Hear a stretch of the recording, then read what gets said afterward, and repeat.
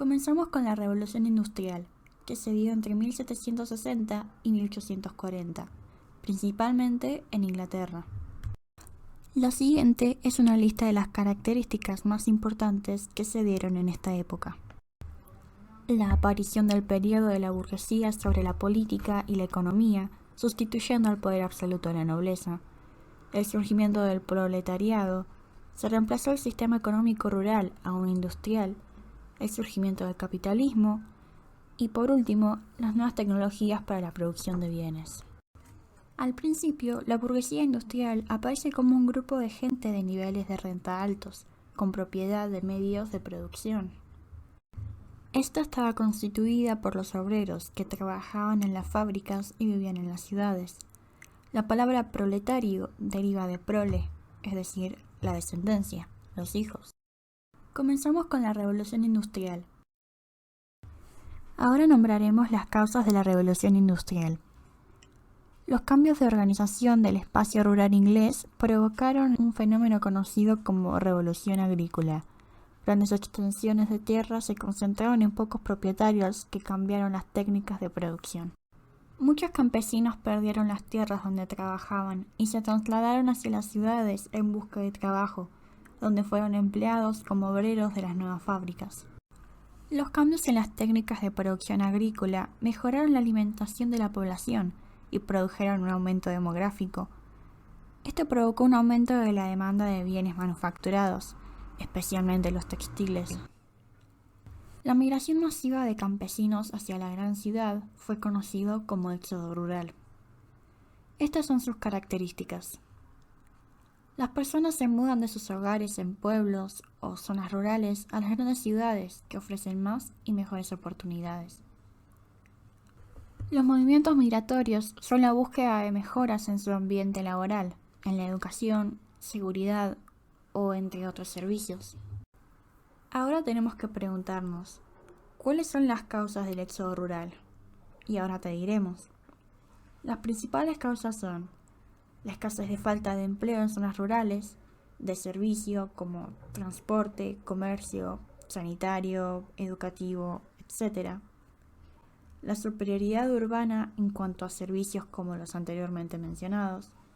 El desarrollo técnico de la agricultura disminuye en el trabajo asalariado, el gran atractivo de las ciudades, la oportunidad de trabajo y de mejor sueldo en el ámbito urbano, el hecho de que en el medio rural las mujeres suelen quedar apartadas de los labores agropecuarios, los trabajos de la tierra poseen jornadas de trabajo más largas, etc. Como siempre, luego de las causas vienen las consecuencias. A estas las vamos a dividir en dos, las consecuencias de la ciudad y las del campo. Vamos a empezar con las de la ciudad, las cuales son: la tasa de habitabilidad aumenta, es decir, más población juvenil, el aumento de actividad económica, el aumento demográfico en zonas urbanas que requieren de mejoras en las infraestructuras, competencia con los habitantes de las ciudades por los trabajos y los servicios, aumentan los precios por haber más consumo, y por último, la marginalidad. Ahora vamos con las del campo.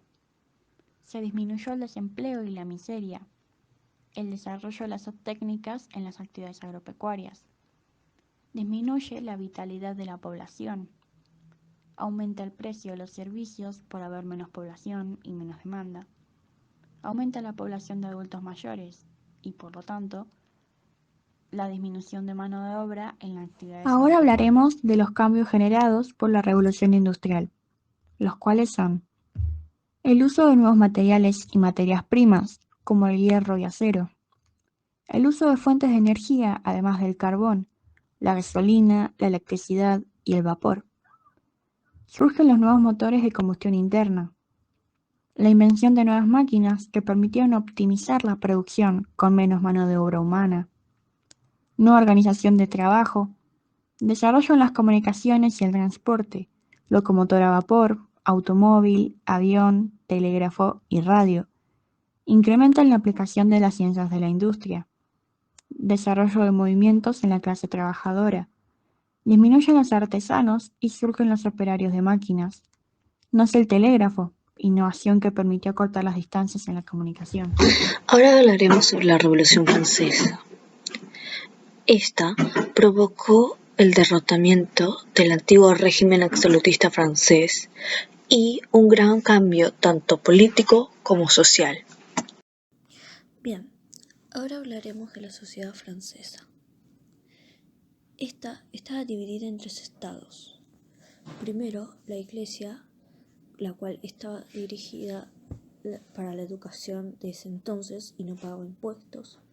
Segundo, la nobleza, la cual poseían tierras y pagaban impuestos en casos especiales. Y por último, la burguesía y los campesinos, los cuales no tenían poder, pagaban impuestos y tenían los peores trabajos. Causas. Las principales causas fueron las desigualdades feudales, la miseria en la que vivía el pueblo llano y el surgimiento de las ideas de Ilustración. La Ilustración. Este movimiento fue impulsado en Francia por Rousseau, Voltaire y Montesquieu.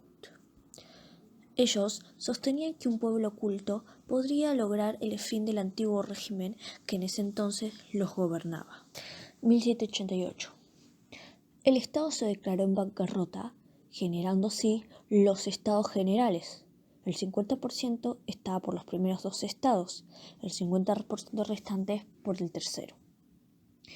La nobleza y la Iglesia reclamaban el voto por estamento que les aseguraba la mayoría sin necesidad de lograr un consenso. El tercer estado pedía el voto por cabeza, que permitía más igualdad en la votación y debates abiertos. Al no llegar a un acuerdo, se bloquea cualquier tipo de votación. Debido a esto, el tercer estado invita a diputados de los otros 2 estados a unirse a ellos. A partir de esto, el rey decide cerrar la sala. Por el acto del rey, los diputados del tercer estado crean la Asamblea Nacional, considerados como los representantes del pueblo. Estos prometían dar una constitución. El 14 de julio se tomó la Bastilla. Esta era considerada un símbolo del absolutismo monárquico. Al ser tomada, el rey tuvo que ceder a invitar al clero y a la nobleza a la nueva Asamblea Nacional. En esta se creó el término izquierda y derecha para los partidos políticos. En la Asamblea, los partidos de la República se sentaban a la izquierda, mientras que los defensores de la monarquía a la derecha. En 1791 se aprobó la Constitución Nacional, dejando a la nación funcionando bajo una monarquía constitucional, es decir, que el rey comparte el poder político con otras instituciones. Por la aparición de esta constitución, el rey vio que su poder había sido debilitado, por lo que intentó huir a Austria, pero terminó siendo capturado y encarcelado en el Palacio de las Tullerías. Un año después, el 10 de agosto de 1792, el pueblo asalta el palacio, mientras que la asamblea llamó a elecciones para crear la nueva Convención Nacional, encabezada por jacobinos y girondinos. Esta nueva Convención Nacional decidió abolir la monarquía y establecer una nueva república. También ejecutó al rey. Luego de que el rey fuera ejecutado, la Convención Nacional redactó una nueva constitución y también se dejó en cargo del país a una nueva persona. El poder recayó sobre el jacobino Robespierre, el cual desató un denominado reinado del terror, una especie de dictadura donde entre 1793 y 1794 se produjeron entre 10.000 y 40.000 asesinatos en la guillotina por supuestas actividades contrarrevolucionarias. Luego de unos años, Robespierre terminó siendo asesinado y esta llamada dictadura acabó. La nueva constitución de 1795. En el año 1795 se redactó una nueva constitución que aseguraba que el poder legislativo está administrado por 2 cámaras y el ejecutivo por 5 personas, que eran llamados directorios. Luego, ya llegando al año 1799, Napoleón vuelve de sus batallas en Egipto y da un golpe de estado, autoproclamándose primer cónsul. Luego de su golpe de estado, restableció el orden interno y la economía, que por ese entonces había vuelto a desplomarse, volvió a crecer. En 1804 se volvió emperador hasta su caída en 1815, dando comienzo a la época de restauración. Tras la caída de Napoleón, las potencias europeas querían recuperar el poder absolutista monárquico. Por lo tanto, eliminaron todas las conquistas que Francia había conseguido gracias a su antiguo emperador. En esta nueva época volvieron las ideologías conservadoras, es decir, la tradición de la autoridad monárquica y la Iglesia. Pero estas medidas o estas ideologías trajeron un deseo al pueblo de una nueva revolución. Esta época terminó con tres grandes revoluciones llamadas las primaveras la primavera de los pueblos. La primera de los pueblos fue una oleada de revoluciones en varias naciones europeas. Esta fue iniciada por Francia en los años 1800. Este periodo se vio caracterizado por el desarrollo en toda Europa, gracias a la Revolución Industrial, el movimiento obrero y las huelgas nacionalistas. La emancipación hispanoamericana.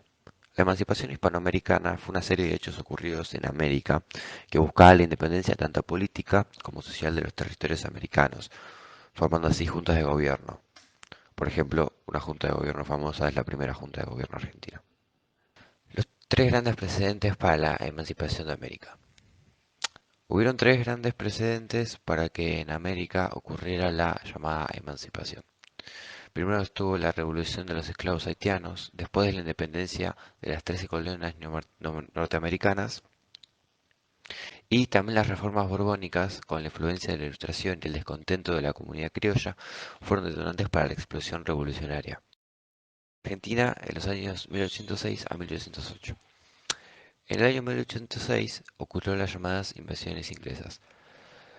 Inglaterra ocupó Buenos Aires, pero fue vencida por un ejército liderado por Liniers. En el año 1808, América había logrado tener un gran desarrollo.